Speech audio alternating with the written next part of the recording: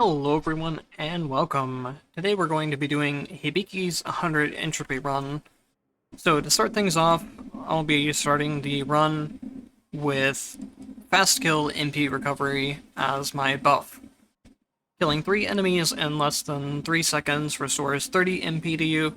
This is very important for Hibiki, since when he has his basic skill out, he doesn't get any MP recovery until the Glaives return. So having any source of NP regain during that time is very, very strong on him. I'll only be going with one buff though. I won't be min-maxing everything in terms of starting buffs, and then I won't also be taking any of the debuffs, or I won't be excluding any debuffs, I mean. My Mind Crystal setup is pretty much the same as my last run, with HP mixture restoration and extra starting mixtures. That's just the best source of healing by far.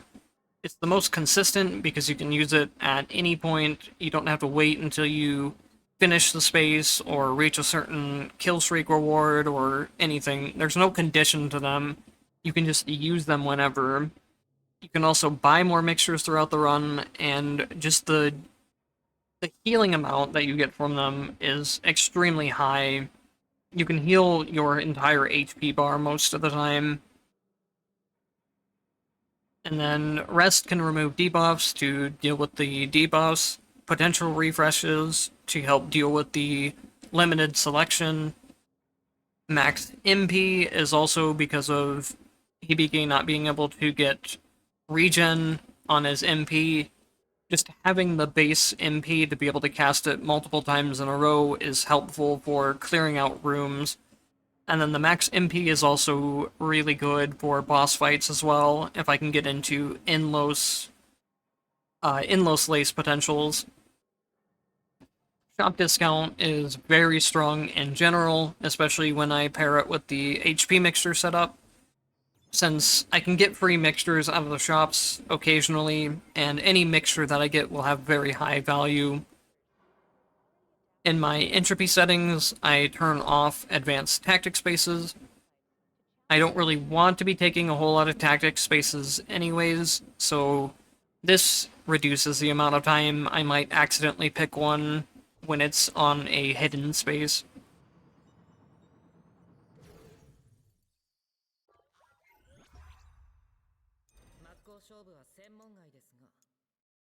For my Evo types, or my starting legacy characters, legacy tactics, whatever you want to call them, I'll be taking Summon Ice Spike with Ice Spike Respawn. That helps out a lot in the early game.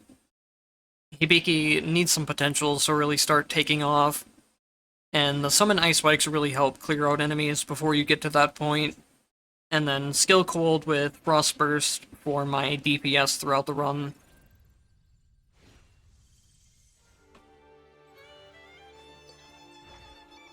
You don't need exactly the Frost Spikes with the Ice Spike respawn. You could also take Endless Ice Spikes if you have it, or you could take some other source of automatic damage. Like Tentacles are actually pretty good now that they've been made automatic. Especially if you have the upgrade where your Tentacle spawns with a black hole. That one is just completely overpowered.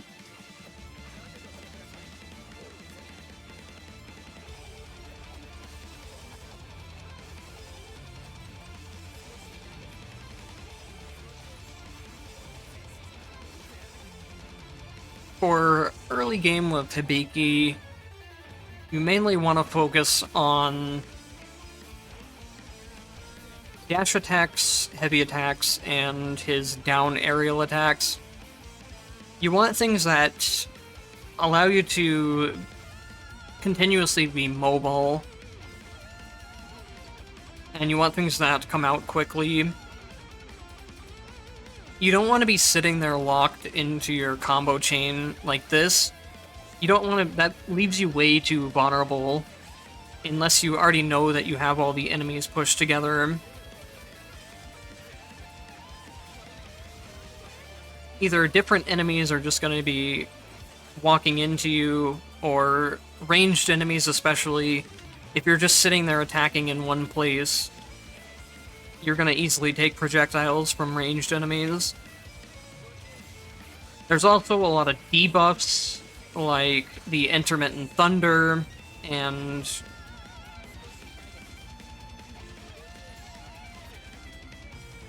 sorry, that was a very tricky room layout that I needed to stop and deal with. There are certain debuffs, like Afterlife Bombs and Intermittent Thunder, that really punish you for staying close to enemies as well.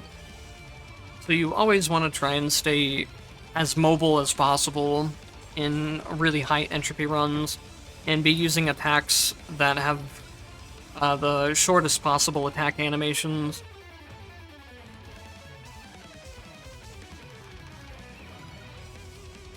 In terms of shops, I mostly want to save all my money for potentials. Certain buffs are good to get. Combo vulnerability is actually pretty good, but I think I'll just hold off on it. Tactics are not worth buying at all. They're way too expensive for the power you get out of them. Unless you get a discount on one of them, I would not buy any. Or there's maybe sometimes if there's a tactic you really need, but it's still just too random out of the ones that you can get out of the shop. If there's a tactic you really need mid-run, it'd be much better to either start with it or just use a chance boost in your Mind Crystal setup. Buying from shops is way too random because it'll just pick from any tactics in the game. It won't be like a certain chance of being the element that you want. Even if you're taking chance boost.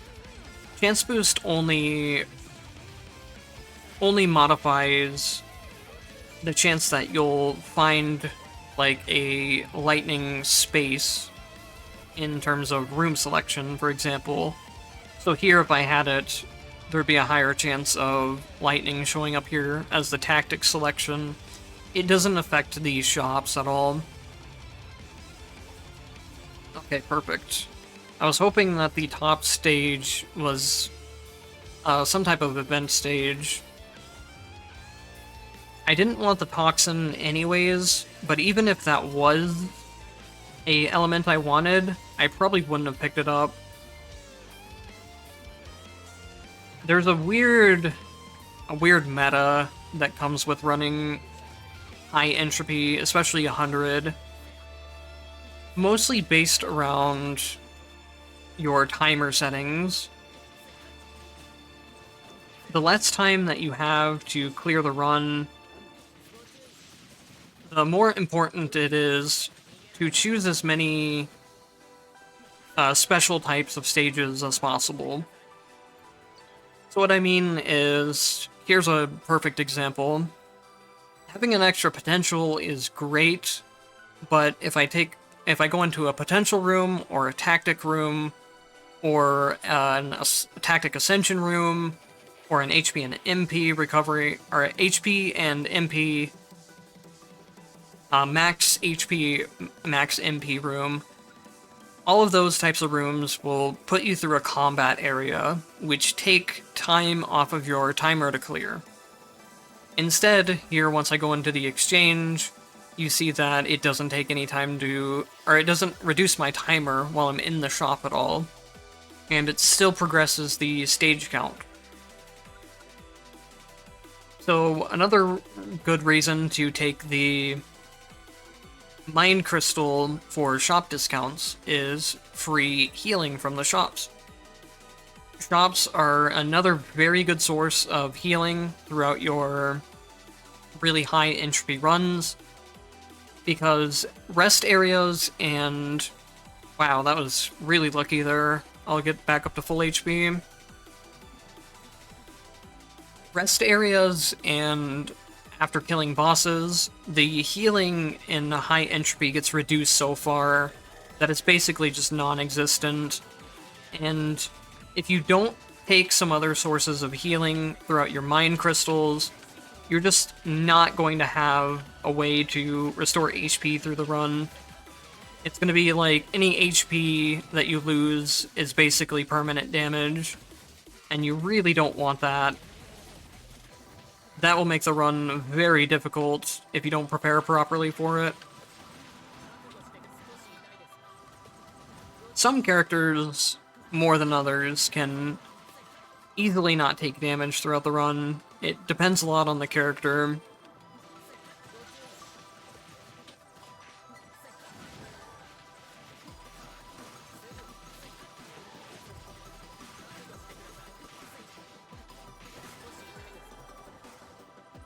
Alright, pretty easy first boss fight, thanks to getting lucky with some potential rolls.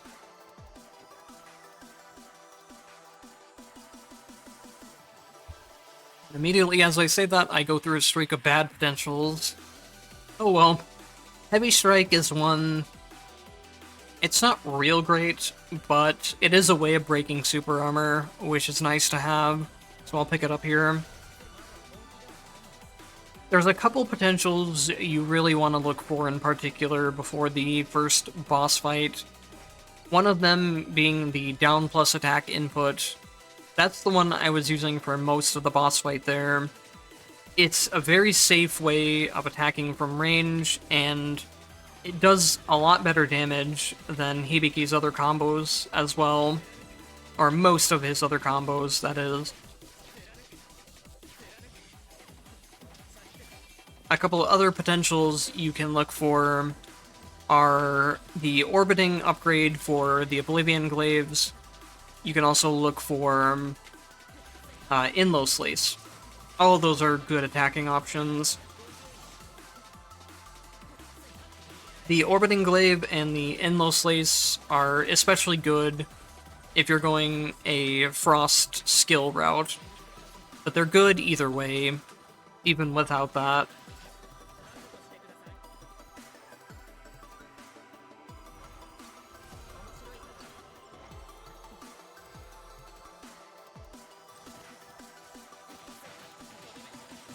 The down plus attack is also one of Hibiki's best tools. That was dumb. I somehow just dashed in the wrong direction there and sent myself directly into spikes. But anyways, Hibiki's down attack is one of the best things you can get for him. The room clearing on it is... or the room clearing utility on it is really high. Just outside of even the damage it deals. You can throw them in from range to either kind of start your attack combos, or you can use them as your full DPS, or you can just throw them out like... It's hard to show it with the... You can see how long, though, that I can throw out one glaive, and it keeps those enemies hit-stunned for a very long amount of time. So you can just use it as a way to disrupt certain enemies, stop ranged enemies from attacking, that kind of thing. The hardest thing for Hibiki is getting to some point in the run where you have a good source of crowd control. One of those sources is the down attack, like I've been talking about. The other source that you can get is the Orbiting Oblivion Glaives.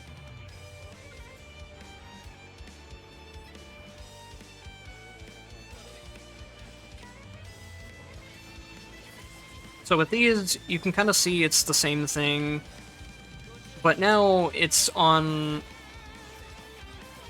an attack that's actually going to follow me around, too. So just as I'm moving through the stage naturally, trying to get to some of the ranged enemies sometimes, it'll be blocking the melee attack, or the melee enemies from being able to attack me as I'm moving through them, and just also dealing a good amount of damage to them as well.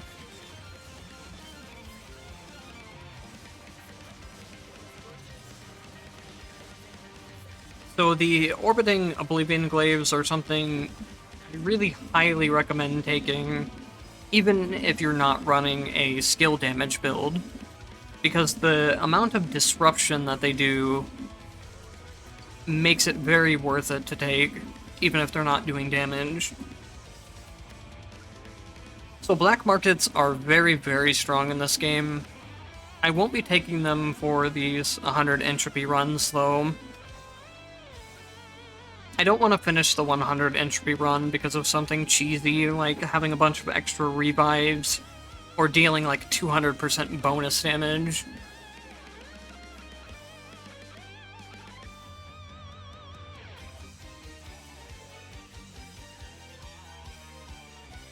I don't think it's generally worth it to spend on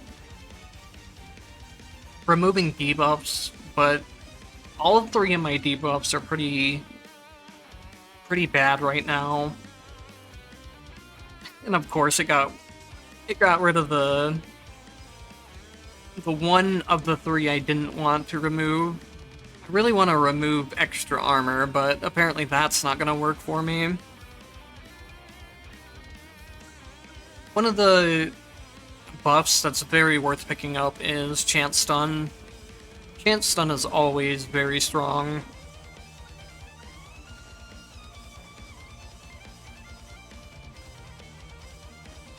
I've talked about it before, but if you haven't seen my other videos, extra armor is a very tough debuff to deal with sometimes. More so on melee characters, but it does affect ranged characters as well. So you can see right now that the enemies have that extra blue health bar above, or that extra blue health bar. That's because of the more armor effect there. It gives them just extra HP in general, but the main problem with it is that enemies have super armor while that health bar is on. Meaning that if I hit an enemy, they won't take any hit stun. They can just attack right away, even though I'm attacking them.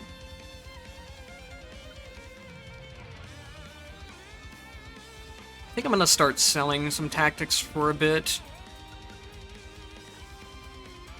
It's tempting to take a lot of tactics, but with Hibiki especially, I really need to make sure I get extra potentials throughout the run. Because if I don't get the right potential by the end of the run as Hibiki, I will have a very hard time dealing damage to Susanoo.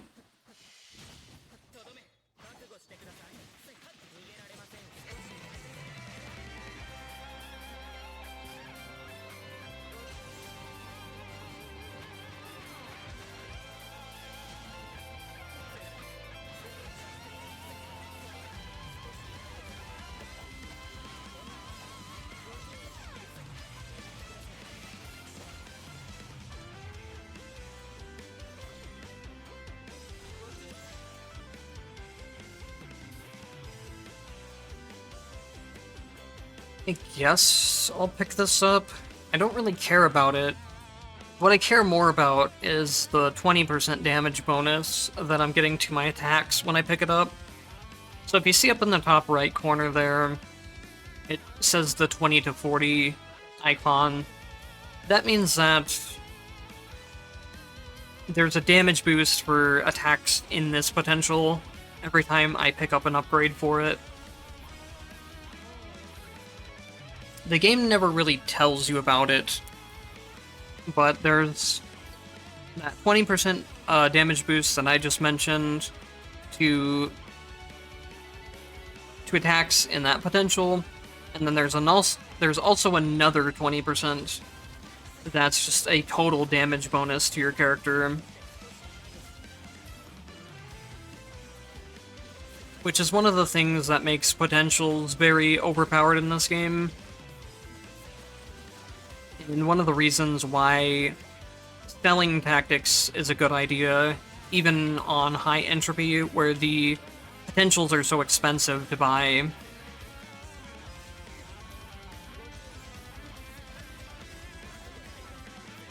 You do need to make sure you have some tactics that will be doing a lot of your DPS, and then a lot of times the additional tactics that you would be adding on wouldn't be doing a whole lot anyways. So there's a certain point of having enough tactics to where selling them becomes the better option. That's just something you kind of need to have game knowledge to know, though. And it's something that changes depending on characters and tactics all the time. Some characters are more reliant on tactics than others.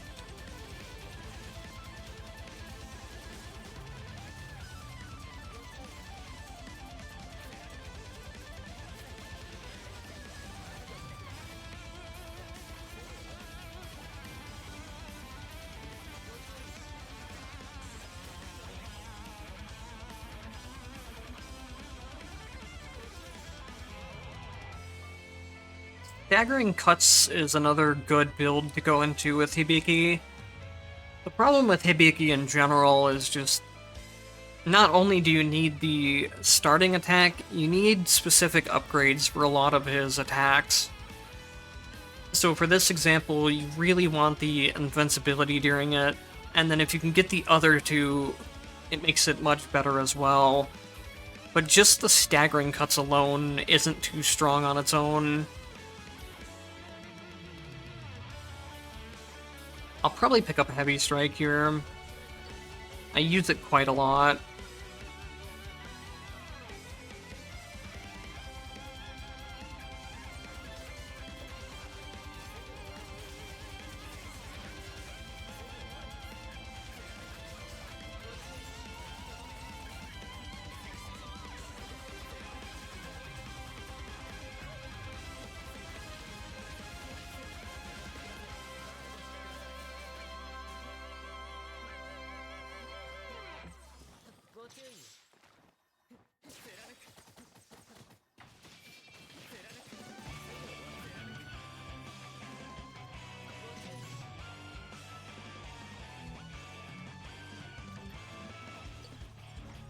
I did pick up a Legacy Black Hole at some point, but I won't be using it too often.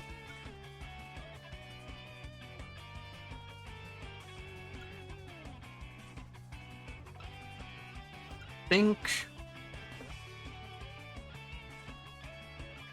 don't really care about my Legacy skills, so I guess I can just do this one. The amount of exchange points I get here doesn't really feel worth how much HP I'll take. This one is basically free, though.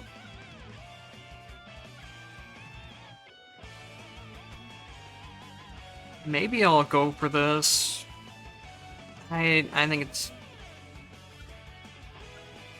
better just to sell it, though. I don't really need any of those.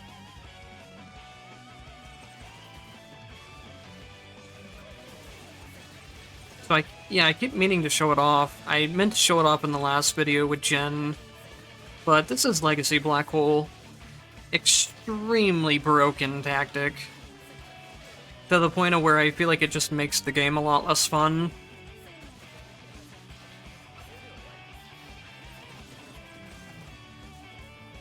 It pulls everything together, and it mostly stops them from attacking as well. So it just makes the game easy, in my opinion.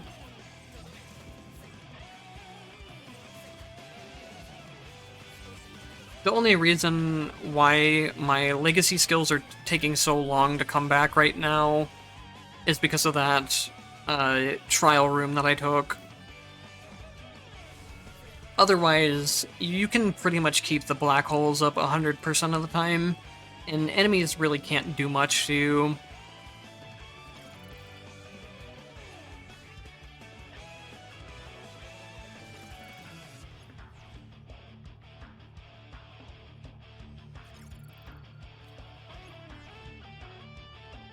If you're struggling with Hibiki, though, I really recommend either trying to start with the black holes or trying to pick them up somewhere in your run.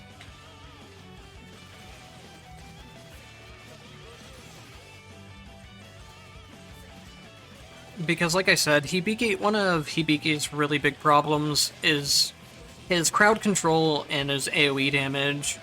So having a tactic like Legacy Black Hole can really just remove that problem for you, or for him.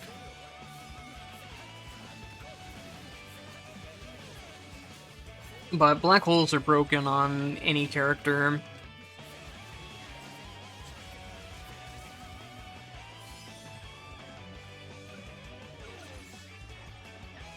I had originally planned to do the Hibiki run with a setup that has summon tentacles, and then there's a red effect where the tentacles have black holes.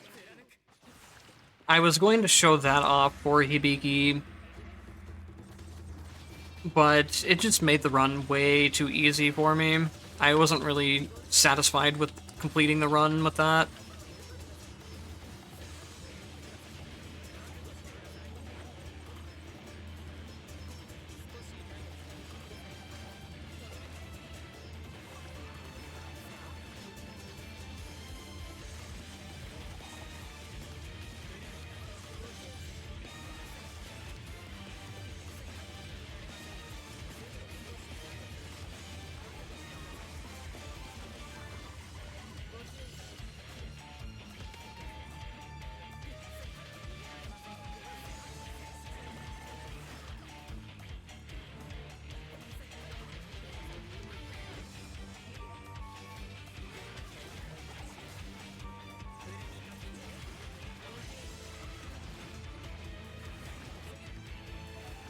I'm gonna have to mixture here.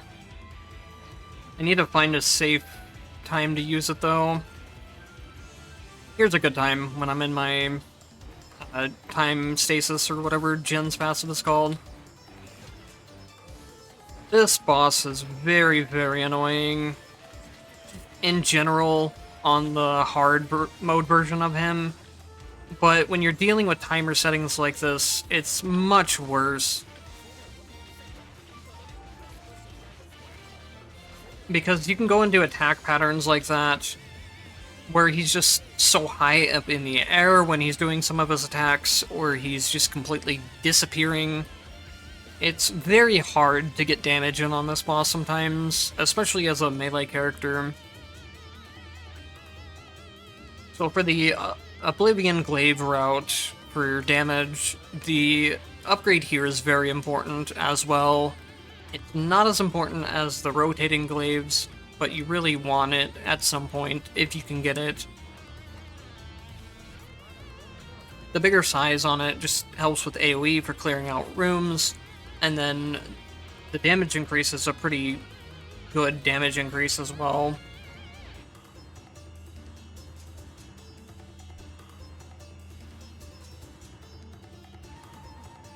Another thing that I was making use of during that boss fight a couple times is the SP skill I picked up along the way.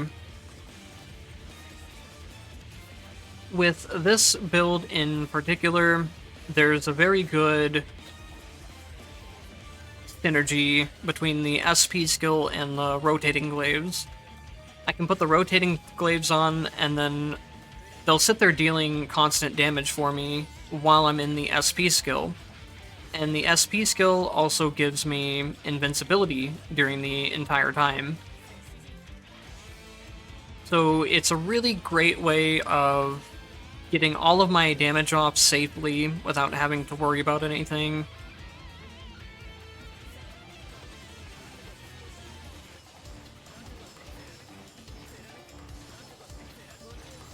That's one of the main things that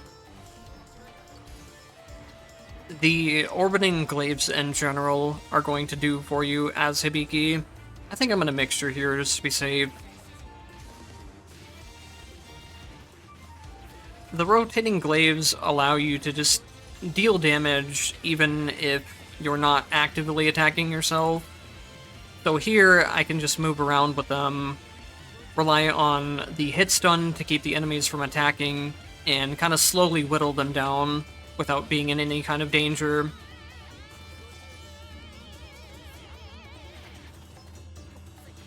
And then it's the same for boss fights. With the rotating glaives on, you don't have to commit to actually attacking. You can just stay close enough to the boss and focus on dodging as soon as it attacks. I'm gonna run out of refreshes here soon. I'll pick up Endlos Lace, but Endlos Lace also has the same issue. It's not that great on its own. You need some of the upgrades for it to make it better. The exploding clones are the main one, but the other two really help out a lot too.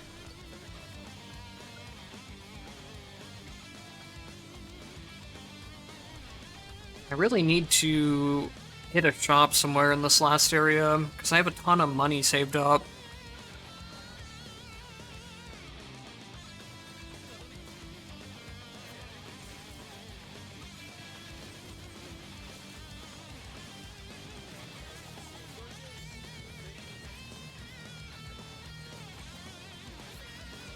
Using my Esbee skill was probably a bit overkill there, since I still had the rotating glaives on, but you don't have to worry too much about it on Hibiki.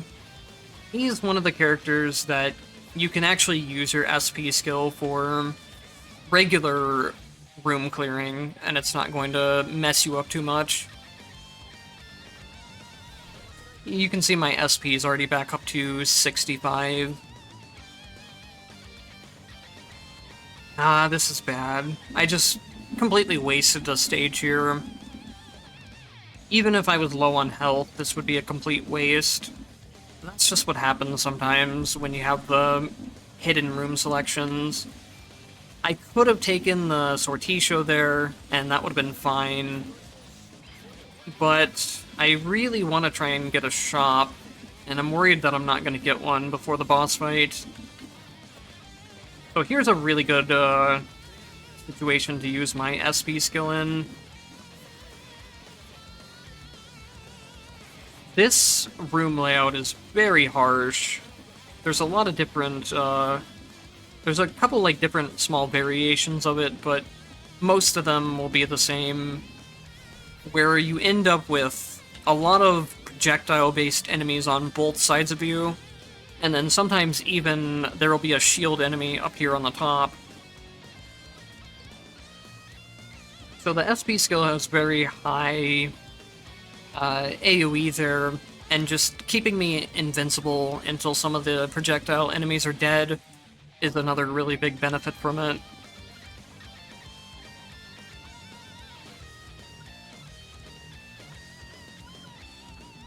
Man.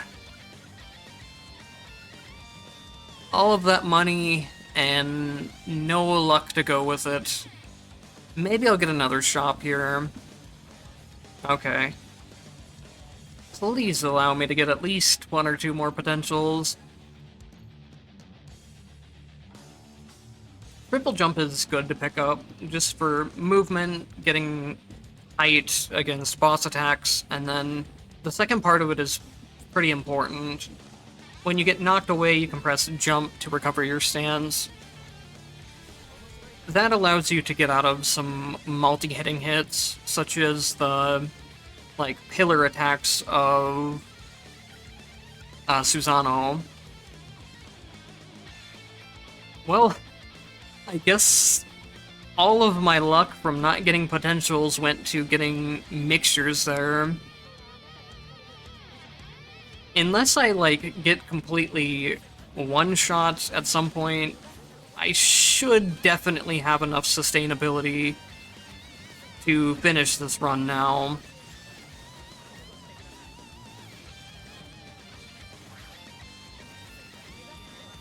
Which, getting killed very quickly can definitely still happen, even from full HP.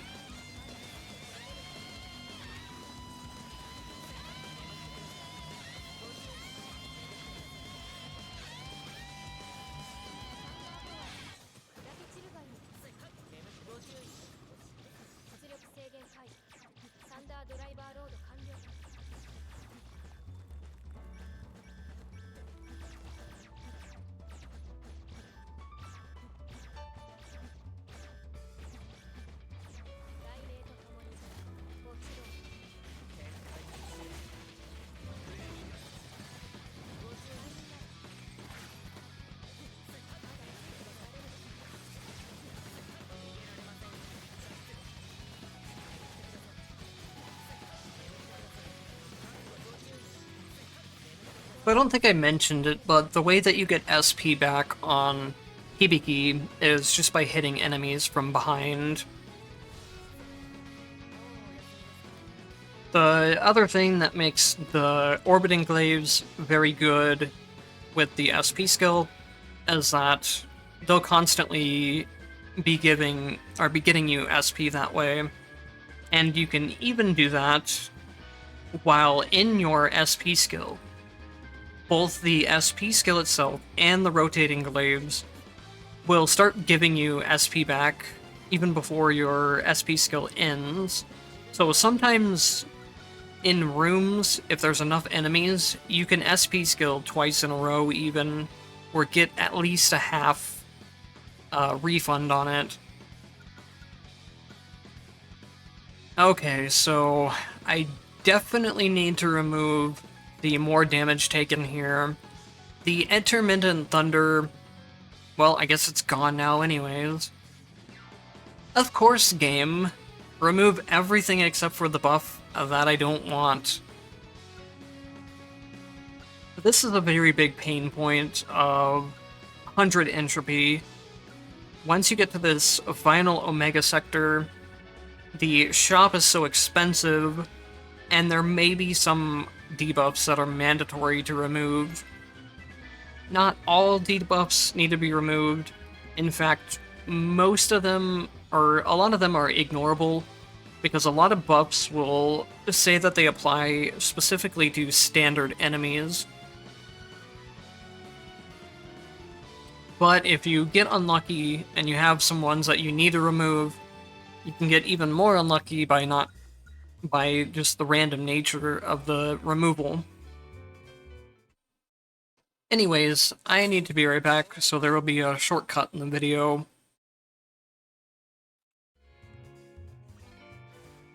Alright, we are back.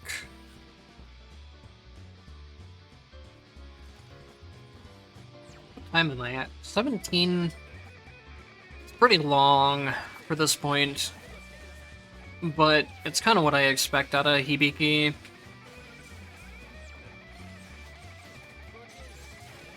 He just does not have the same clearing speed as other characters. Especially a lot of it depends on how soon you're able to get your orbiting Oblivion Glaives. If you get them very early on in the run, you're going to have a very smooth run. But if you can't get them until later, the run's going to be a lot more difficult. Ooh, this looks really bad. This Susanoo spawn looks to be pretty far away, which is a really dumb aspect that you have to kind of just deal with in any high entropy run. You're on a time limit, but Susanoo can spawn in a random area.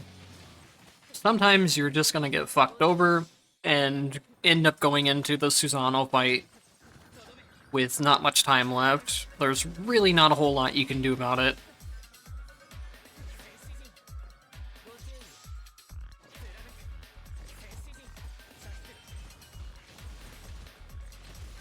Come on. Ugh. The platforming was being really janky there. And it wasn't like trying to let me drop through the platform like I wanted to for some reason.